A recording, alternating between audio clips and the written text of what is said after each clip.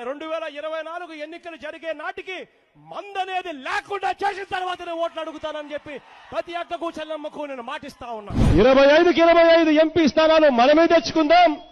ఆ తర్వాత ప్రత్యేక హోదా ఎలా రాకుండా పోతుందో కూడా గట్టిగా చూస్తామని చెప్పి కూడా చెప్పండి. అడుగులకు బలహీన వర్గాలకు కష్టపడే వాళ్ళందరికీ కూడా 45 ఏళ్లకి పెన్షన్ చేతుగా చేస్తాను అని చెప్పి చెప్తా ఉన్నాను.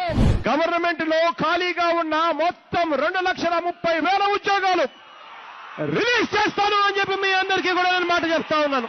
ప్రతి సంవత్సరం జనవరి 1వ తారీఖున ప్రభుత్వ ఉద్యోగాల భర్తీకి క్యాలెండర్ కూడా విడుదల చేస్తాను అని చెప్పి మీ అందరికీ కూడా హామీ ఇస్తా ఉన్నా. అధికారంలోకి వచ్చిన తర్వాత మెగా డిఎస్సీ పెడతామని చెప్పి ప్రతి పిల్లాడికి చెప్తా ఉన్నా.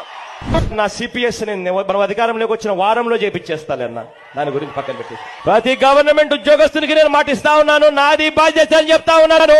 వారంలో చేయిస్తానని